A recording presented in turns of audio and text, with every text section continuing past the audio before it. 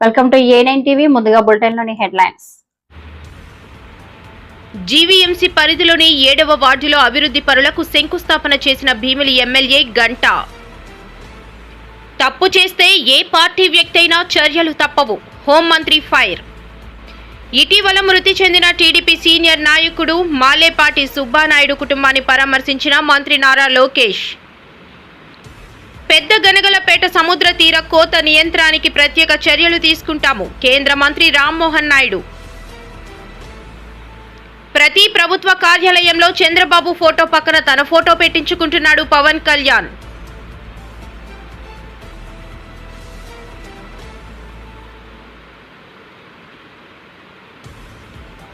మా YCP party నాయకులపై అక్రమ కేసులు పెట్టి సునకానందం పొందుతున్న స్పీకర్ అయ్యన్న పాత్రుడు, మాజీ ఎమ్మెల్యే ఫైర్.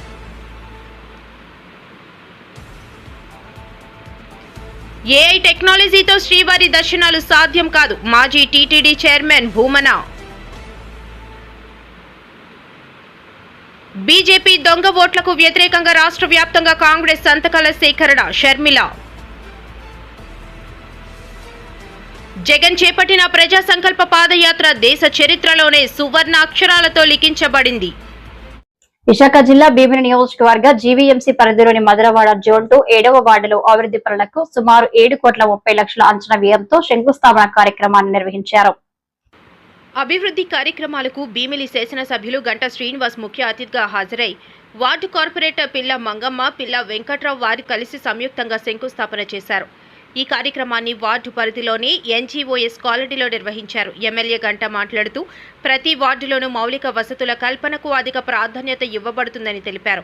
అధికారులు దృష్టి సారించి వార్డుల్లో ఎటువంటి సమస్యలు లేకుండా చూడాలని సూచించారు. ముఖ్యంగా రోడ్లు, సీసీ రోడ్లు, డ్రైనేజీ వ్యవస్థ, త్రాగునీరు, విద్యుత్ దీపాల ఏర్పాట్లు మరియు పారిశుద్ధ్య సమస్యలు తక్షణమే పరిష్కరించాలని అధికారులను ఆదేశించారు.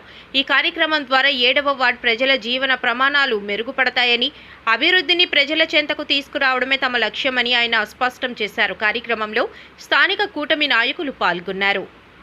అందరికీ నమస్కారం. ఈరోజు జీవీఎంసీలోని 7వ వార్డులో దాదాపు 7,30,00,000 రూపాయల వ్యయంతో 18 రకాల అభివృద్ధి కార్యక్రమాలకి శంకుస్థాపన చేయడం జరిగింది.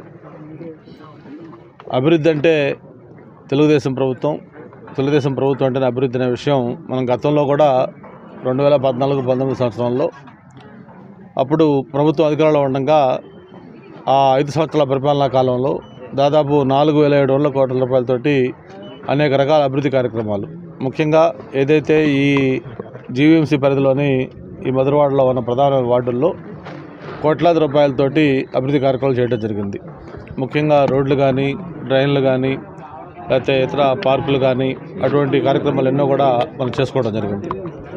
మాస్టర్ ప్లాన్ రోడ్లు కూడా ఆ రోజు మనం మొదలుపెట్టి కొంత వర్క్ కంప్లీట్ చేసుకొని ఏదైతే బ్యాలెన్స్ వర్క్లు ఉన్నాయో అవి కూడా ఆ తర్వాత వచ్చిన ప్రభుత్వం 5 ఏళ్ళు ఏమాత్రం వాటిని పట్టించుకోకపోతే మళ్ళీ మన ప్రభుత్వం వచ్చిన తర్వాత మళ్ళీ వాటిని అన్నింటినీ కూడా ఈరోజు రివ్యూ చేసి ఆ మిగిలిపోయిన పనులన్నీ కూడా మనం చేసుకునే పరిస్థితి కూడా వస్తూ ఉంది.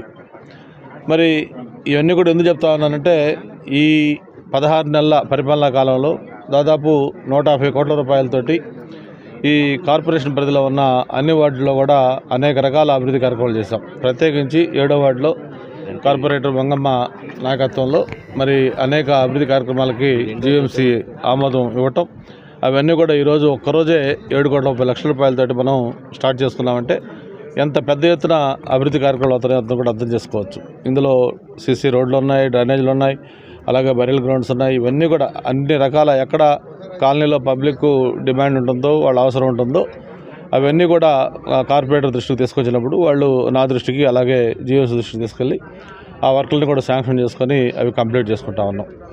అంతేకాదు మనం గతంలో కూడా చాలాసార్లు చెప్పుకున్నాం, మన మధురవాడ ప్రాంతం అనేది ఒక హైదరాబాద్లో గచ్చిబౌలి, మాదాపూర్, కొండాపూర్ ఎలాగ అభివృద్ధి చెందుతుందో అలాగా అభివృద్ధి చెందే ప్రాంతం అని చెప్పి మనం చెప్పుకోవడం జరిగింది. శరవేగంగా ఏదైతే వైజాగ్లో మైగ్రేషన్ పబ్లిక్ పాపులేషన్ పెరుగుతూ ఉందో అందులో మెయిన్ పోర్షను ఈ ప్రాంతానికి వస్తూ ఉన్నారు. అందుకే ఈరోజు రాష్ట్రంలోనే బిగ్గెస్ట్ కాన్స్టిట్యున్సీగా భీమిలి ఉంది. 3,75,000 మంది ఓటర్స్ తోటి స్టేట్లోనే హైయెస్ట్ ఓటర్స్ ఉన్న కాన్స్టిట్యున్సీగా మనది ఇప్పటికే చేతుల్లోకి ఎక్కింది. మరి అటువంటి ఈ ప్రాంతంలో మరొక ప్రాపర్ ప్లానింగ్ లేకపోతే ఇది ఒక స్లమ్గా మిగిలిపోయే పరిస్థితి వస్తుంది. అందుకే నేను మొన్న మున్సిపల్ మినిస్టర్ గారితో కూడా మాట్లాడాను. ప్రధానంగా ఏదైతే ఈ master plan road YCP Yojana విభాగం అధ్యక్షుడు కొండారెడ్డి ఇటీవల డ్రగ్స్ వాడుతూ ఈగల్ టీమ్ కు పట్టుబడ్డారు. ఈ క్రమంలో జగన్మోహన్ రెడ్డి, కొండారెడ్డి కలిసి ఉన్న ఫోటోలను హోంమంత్రి వంగలపూడి అనిత ఈరోజు మీడియాకు విడుదల చేశారు. ఈ క్రమంలో వైసీపీ నేతలపై హోంమంత్రి తీవ్ర స్థాయిలో విరుచుకుపడ్డారు. ఎట్టి పరిస్థితుల్లోనే ఆంధ్రప్రదేశ్ భవిష్యత్తు ఈ యువతరం మీదే ఉంది. యువతరాన్ని రక్షించుకుంటేనే రేపు భవిష్యత్తుని రక్షించుకోగలుగుతామని పూర్తిగా నమ్మిన వ్యక్తులుగా ఈ సంవత్సరంన్నర నుంచి ప్రత్యేకమైన దృష్టి పెట్టి యువతలోని వాళ్ళ భవిష్యత్తు మీద ఆశలు కలిగించడానికి ఎంతోమంది తల్లిదండ్రులు వాళ్ళ బిడ్డలను చదివించుకొని, అంటే ఒక పూట తిని ఒక పూట తినగా చదివించుకొని పిల్లల భవిష్యత్తు బాగుంటుంది అని నమ్మిన తల్లిదండ్రులకు ఒక భరోసా కల్పించడానికి, ఒక ధైర్యం కల్పించడానికి ఈరోజు ఎన్డీఏ కూటమి ముందుకెళ్తూ పనిచేస్తున్న సందర్భం కూడా మీ అందరికీ తెలుసు. దానిలోంచి పుట్టుకొచ్చిందే ఈగల్ వ్యవస్థ. ఆ ఈగల్ వ్యవస్థని ఈరోజు స్థాపించిన తర్వాత సుమారుగా 1.5 సంవత్సరం కాలంలోని ప్రత్యేకంగా మేము చెప్పుకోదగ్గది, మేమందరం కూడా గర్వించదగ్గది, గాంజా ఏదైతే కల్టివేషన్లో జీరో గాంజా కల్టివేషన్ తీసుకురాగలిగే పరిస్థితి ఈరోజు వచ్చిందంటే ఈరోజు ప్రజలు, అదేవిధంగా ఈగల్ సంస్థ, అదేవిధంగా ఈరోజు గౌరవ ముఖ్యమంత్రి గారు డైరెక్షన్ అన్నీ కూడా ప్రాపర్ వేలో పనిచేసి డ్రగ్స్ వద్దు బ్రో అనే నినాదాన్ని స్కూల్ స్థాయిలోకి కూడా తీసుకెళ్ళగలుగుతున్నామంటే ఇది మా పనితనానికి ఒక నిదర్శనం కింద భావించవచ్చు. ఎందుకంటే ఈ విషయాలన్నీ ఇప్పుడు చెప్పుకోవాల్సిన అవసరం ఉంది. అట్ ద సేమ్ టైం నాకు కూడా బాధ్యత ఉంది. ఎందుకంటే ఇదే సందర్భంలో గౌరవ నారా లోకేష్ గారు యువగలం పాదయాత్రలో చిత్తూరు జిల్లా నడిచేటప్పుడు ఒక ఆడబిడ్డ తన బిడ్డను తీసుకొని వచ్చి మొహానికి ముసుగు కట్టుకొని వచ్చి కూర్చుంది. ఏందమ్మా ఏం జరిగింది అంటే, మీతో పర్సనల్గా మాట్లాడాలి సార్ అంటే, సార్ ఆ రోజు టైం ఇచ్చి ఆ తల్లి ఆ బిడ్డ ఆవేదన చూసిన తర్వాత ఒక క్షణం నన్ను పిలిచి నాతో మాట్లాడారు. విషయం ఏంటంటే ఆ ఆడబిడ్డకి గాంజాని అలవాటు చేసేసి ఆ ఆడబిడ్డని స్కూల్కి కూడా దూరం చేసి ఆ అమ్మాయి మీద కూడా లైంగికంగా దాడి చేసే పరిస్థితులు తీసుకొస్తే ఆ అమ్మాయి గాంజాని తిరిగి మానలేకపోతుంది సార్, నా బిడ్డని రక్షించండి అని ఒక తల్లి ఆవేదన గుర్తించిన వ్యక్తిగా ఆ రోజు నిర్ణయించుకున్నాం. ఎట్టి పరిస్థితుల్లోని గాంజా అన్నది కానీ డ్రగ్స్ అన్నవి కానీ ఆంధ్రప్రదేశ్లో కనిపించకూడదు అని. నేను హోమ్ మినిస్టర్గా ప్రమాణ స్వీకారం చేసి ఇంకా నేను ఛార్జ్ తీసుకోక ముందుగానే గౌరవ్ లోకేష్ గారు నాకు కాల్ చేసి, అమ్మ మనం దీని మీద దృష్టి పెట్టాలి, మీరు నేను కలిసి కోఆర్డినేషన్తో పనిచేస్తే డెఫినెట్గా మెరాకిల్స్ సృష్టించవచ్చు, యువత భవిష్యత్తు మీద మాకు మంచి భరోసా కల్పించవచ్చు అని చెప్పిన తర్వాత ఆ రోజు నుంచి ఈ రోజు వరకు కూడా ప్రత్యేకమైన దృష్టి పెట్టి ఒక ఈగల సంస్థని ఏర్పాటు చేసి, ఒక ఐజీ స్థాయి వ్యక్తిని ఏర్పాటు చేసి, ఒక ప్రత్యేక విభాగంగా దాన్ని పెట్టి ఈరోజు పూర్తి వాళ్ళకి పవర్లు ఇచ్చి ఈరోజు ఈగల సంస్థ నడిపిస్తూ ఉంటే, ఒక పక్క నుంచి డ్రగ్స్ వద్దు బ్రోని క్యాంపెయిన్ని సుమారుగా 50,000 స్కూల్స్లో ఈ రోజుకి మేము కండక్ట్ చేసి డ్రగ్స్ వల్ల వచ్చే నష్టాలు, డ్రగ్స్ తాలూకా కేసుల్లో ఇరుక్కుంటే వాళ్ళ భవిష్యత్తు ఎలా పాడవుతుంది అని ఎన్డీపీఎస్ యాక్ట్స్ మీద, చట్టాల మీద కూడా అవగాహన కల్పించే పరిస్థితి మేము తీసుకొస్తా ఉంటే, ఈ రోజుకి కూడా జగన్మోహన్ రెడ్డి పరిస్థితి ఎలా ఉంది అంటే, వాళ్ళ తాలూకా మాఫియా పరిస్థితి ఎలా ఉంది అంటే, మా ప్రభుత్వం డ్రగ్స్ వద్దు బ్రో అంటే ఇటీవల మృతి చెందిన టీడీపీ సీనియర్ నాయకుడు మాలేపాటి సుబ్బానాయుడు కుటుంబాన్ని మంత్రి నారా లోకేష్ పరామర్శించారు. ఆయన చిత్రపటానికి పూలమాలలు వేసి నివాళులర్పించారు. పార్టీ అండగా ఉంటుందని భరోసా ఇచ్చారు. ఈ మేరకు ఆయన మీడియాతో మాట్లాడారు. తెలుగుదేశం పార్టీ నాడు నేడు ఎప్పుడు కార్యకర్తలకు అండగా నిలబడేది తెలుగుదేశం పార్టీ. 2014లో ఆనాటి మహానాడులో కార్యకర్తలకు ప్రత్యేకంగా సంక్షేమ నిధి ఏర్పాటు చేద్దామని ప్రతిపాదించినప్పుడు ఇక్కడున్న పెద్దలతో సోమిరెడ్డి, చంద్రమోహన్ రెడ్డి గారితో సహా చంద్రబాబు నాయుడు గారు ఆనాడు ఒక నిధే కాదు ఒక విభాగం ఏర్పాటు చేయండి, కార్యకర్తల్ని మీరు ఆదుకోవాల్సిన బాధ్యత మీరు తీసుకోండి అని నాకు చెప్తాం జరిగింది. ఇప్పటికీ కార్యకర్తల సంక్షేమం కోసం 135 కోట్ల రూపాయలు ఒక తెలుగుదేశం పార్టీ ఖర్చు పెట్టింది. అంతేకాకుండా గతంలో ఫ్యాక్షన్ దాడిలో ఆనాటి పాలకులు మా కార్యకర్తలను చంపేస్తే వాళ్ళ పిల్లలు మళ్ళీ ఫ్యాక్షన్లోకి వెళ్ళకూడదని హైదరాబాదులో ఒక మోడల్ స్కూల్ ఏర్పాటు చేసి ఆ పిల్లలకి కార్పొరేట్ స్థాయి పాఠాలు చెప్పించి ప్రయోజకులుగా కూడా మార్చడం జరిగింది. నా యువగలం పాదయాత్రలో కూడా నేను కల్లారా చూసా. ఆనాడు ప్రభాకరన్ని వాళ్ళ పిల్లల ముందల్ని నరికి చంపేస్తే ఆ పిల్లలందరినీ పార్టీ చదివించి ఈరోజు వాళ్ళు సెటిల్ అయ్యారు. ఒకరు డెలాయిట్లో, ఒకరు ఎక్సెంచర్లో, ఇట్లా అనేక అద్భుతమైన కంపెనీలో వాళ్ళు పనిచేసే పరిస్థితికి వచ్చారు. ఈరోజు మీ అందరు తెలుసు, సుబ్బానాయుడు అన్న మన దగ్గర లేరు, మనందరం కోల్పోయాం. ఒక క్రమశిక్షణ పట్టుదలకి మారు పేరు సుబ్బానాయుడు అన్న. నేను ప్రత్యక్ష రాజకీయాల్లోకి 2013లో వచ్చాను. పెద్దలతో నేను ఎప్పుడు చర్చించిన మాట్లాడాను. సుబ్బానాయుడు గారితో దగ్గరగా ఉండేవాళ్ళం, నవ్వుతూ మాట్లాడుకునేవాళ్ళం. ఇద్దరికి ఆవేశం కనుక ఇద్దరు రూమ్లో కూర్చొని తిట్టుకునేవాళ్ళం. కానీ ఎప్పుడు జై తెలుగుదేశం అనే ఒకే ఒక పదంతో ముందరికి కాదు. మొన్న కేబినెట్ మీటింగ్ పూర్తయింది. అప్పుడే మా మంగళగిరి నియోజకవర్గంలో ఫోన్ చేసి ఇట్లా సుబ్బానాయుడు అందరికి బ్రెయిన్ స్ట్రోక్ వచ్చింది, ఇట్లా ఆసుపత్రిలో చేర్చామని చెప్పిన వెంటనే నేను పరిగెత్తుకుంటూ వెళ్ళి కుటుంబాన్ని కలిశాను. అంతేకాకుండా డాక్టర్లు కూడా చెప్పాం, బెస్ట్ ట్రీట్మెంట్ ఎక్కడుందో తీసుకొద్దాం, సుబ్బానాయుడు గారిని మనం కాపాడుకోవాలని కూడా చెప్పడం జరిగింది. కానీ చాలా బాధాకరమైన విషయం ఏంటంటే ఆయన మనం ఈరోజు కోల్పోయాం.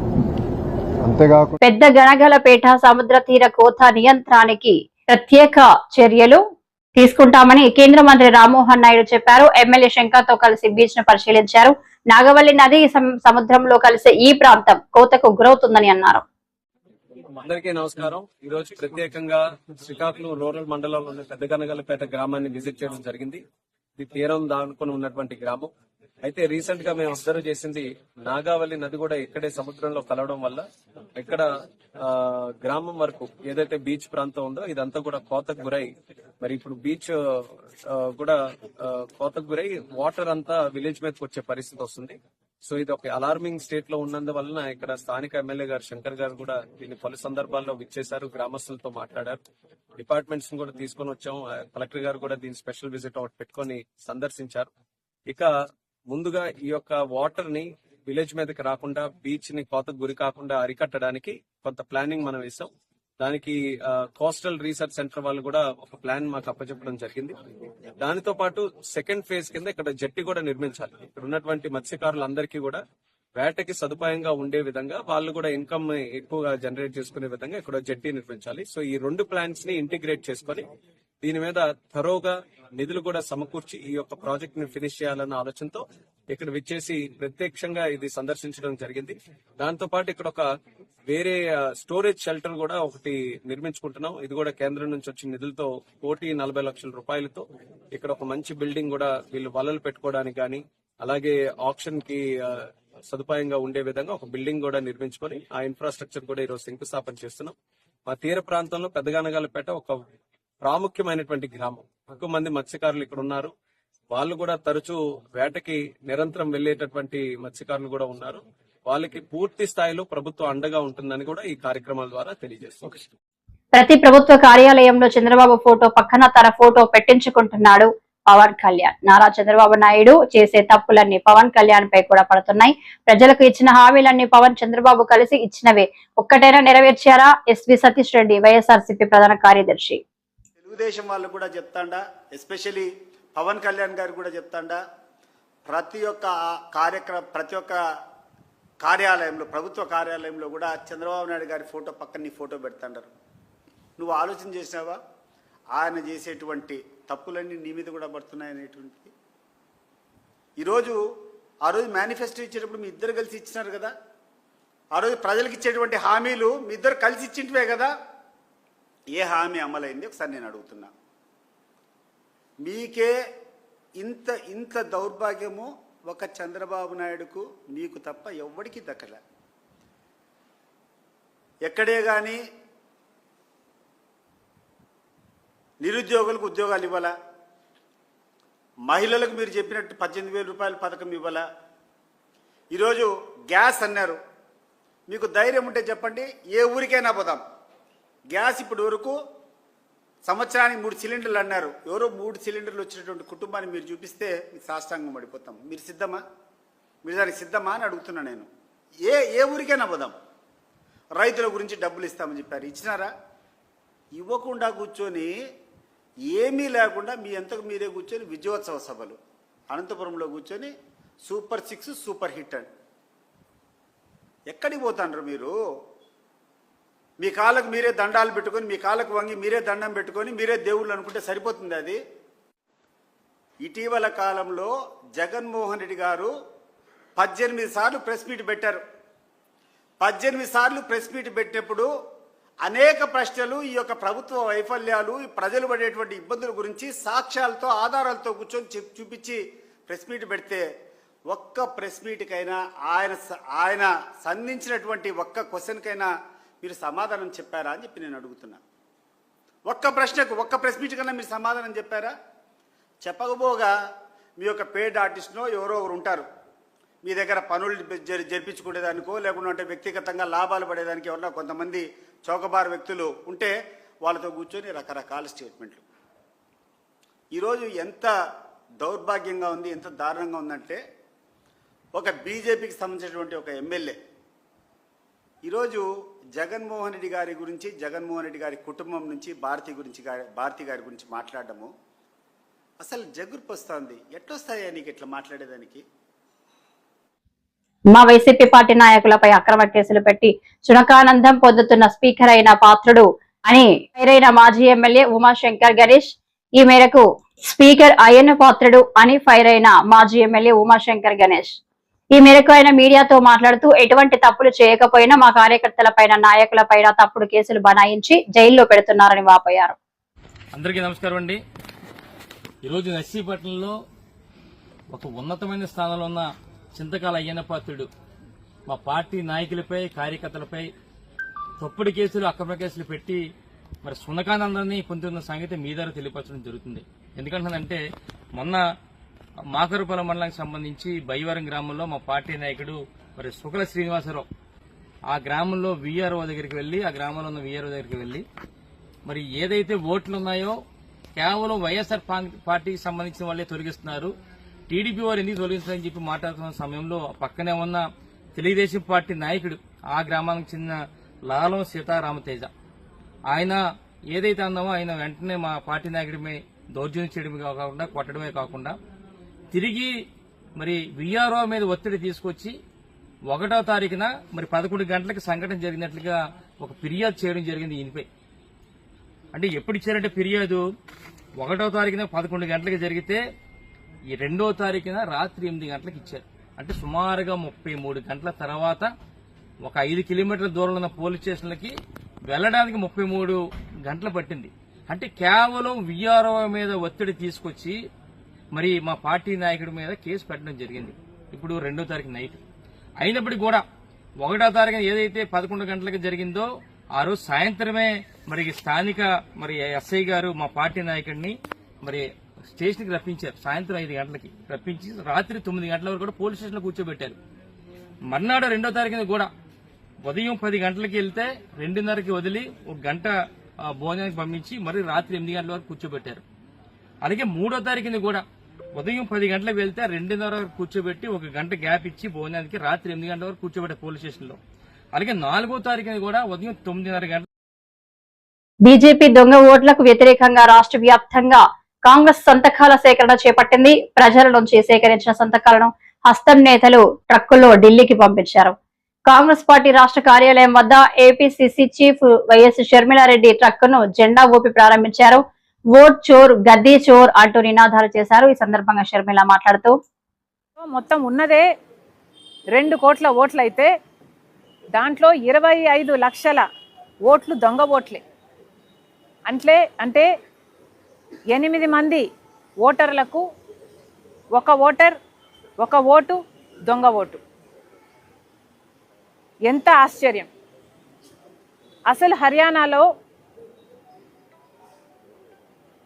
పోల్ అయింది, బీజేపీకి కాంగ్రెస్ పార్టీకి ఓట్ షేర్ చూసుకుంటే రెండిటికి పెద్ద తేడా లేదు. బీజేపీ పార్టీకి 55,48,000 చిల్లర ఓట్లు పోల్ అయితే కాంగ్రెస్ పార్టీకి పోల్ అయ్యింది 54,30,000 చిల్లర. అంటే కేవలం 1,15,18 కేవలం 1,18,000 ఓట్ల తేడాతో హర్యానాలో బీజేపీ అధికారంలోకి రావటం జరిగింది. అంటే వీళ్ళు దొంగ ఓట్లుగా 25 లక్షల ఓట్లు చేర్చారు. దాంతో 1,18,000 ఓట్ల తేడాతో బీజేపీ పార్టీ హర్యానాలో గవర్నమెంట్ ఫామ్ చేసింది. ఇది సర్కార్ చోరీ కాకపోతే ఏమిటి అని అడుగుతున్నాం. నిజంగానే 25 లక్షల దొంగ ఓట్లను చేరుస్తే 1,18,000 ఓట్లతో బీజేపీ పార్టీ అధికారాన్ని జిక్కించుకుంది. ఓటు పర్సంటేజ్ చూస్తే బీజేపీకి 39, ఏది ఈ 25 లక్షల దొంగ ఓట్లు చేర్చిన తర్వాత బీజేపీకి వచ్చిన vote share 39.9. Congress party India కూటమికి వచ్చింది, ఒక కాంగ్రెస్ పార్టీకే వచ్చింది 39.1 ఏమో, కూటమి అంతా కలుపుకుంటే 39.3% వచ్చినట్టుంది. అంటే కేవలం 0.7%. జగన్ చేపట్టిన ప్రజా సంకల్ప పాదయాత్ర దేశ చరిత్రలోని సువర్ణ అక్షరాలతో లెక్కించబడిందని పార్టీ నాయకులు అభిప్రాయపడ్డారు. ప్రజా సంకల్ప పాదయాత్ర మొదలుపెట్టి నేటికి 8 సంవత్సరాలు పూర్తయిన సందర్భంగా తాడేపల్లిలోని పార్టీ కేంద్ర కార్యాలయంలో పార్టీ నాయకులు కేక్ కట్ చేసి సంబరాలు చేసుకున్నారు. 134 అసెంబ్లీ నియోజకవర్గాల ద్వారా తన ఈ ప్రజా సంకల్పాన్ని యాత్రని ప్రయాణం ముందుకు కొనసాగిస్తూ, అలాగే దాంట్లో 124 బహిరంగ సభల్ని ప్రజలకి తనేం తెలుసుకున్నాడు, ప్రజల నుంచి తనేం విన్నాడు, తనేం చేయబోతున్నాడు, దాన్ని ఎలా చేయబోతున్నాడు అనేటిని విషయాల్ని 124 భారీ సభల ద్వారా ప్రజలకి చెప్తూ, మరి 55 ఆత్మీయ సమ్మేళనాలు కానీ అనేక కులవృత్తుల మీద ఆధారపడి జీవించేటువంటి వ్యక్తుల యొక్క ఆలోచనల్ని, వాళ్ళ కులవృత్తుల కొనసాగింపులో వారు పడుతున్నటువంటి ఇబ్బందుల్ని, ప్రభుత్వాల నుంచి వారు ఏమీ పొందలేకపోయేటువంటి విషయాల్ని, ఏం చేస్తే కులవృత్తులను కొనసాగించడానికి, కులవృత్తులను బతికించడానికి మంచిదనేది, ప్రభుత్వాలు ఏం చేయాలనేది వారి నుంచి తెలుసుకుంటూ, మరి అనంతరం ప్రజలు ఇచ్చినటువంటి ఆ ప్రజా సంకల్ప 8 సంవత్సరాల క్రితం పూర్తి చేసినటువంటి ఆ ప్రజా సంకల్ప యాత్ర ద్వారా ప్రజల మనసులో కూరుకొని చరిత్రలోనే మొదటిసారిగా 175 నియోజకవర్గాల్లో 151 నియోజకవర్గాల్లో విజయాన్ని సాధించి, తద్వారా ఇచ్చిన ప్రతి హామీని 100 రోజుల్లోపు పూర్తి చేయటమే కాకుండా చెప్పని అనేక విషయాలను కూడా ఎప్పటికప్పుడు ప్రజల మనసులు గుర్తెరిగి ఇది కదరా ప్రజల కోరుకున్నటువంటి ప్రభుత్వం, ప్రజల ఆలోచనని, ప్రజల ఆశయాల్ని నెరవేర్చేటువంటి ప్రభుత్వం.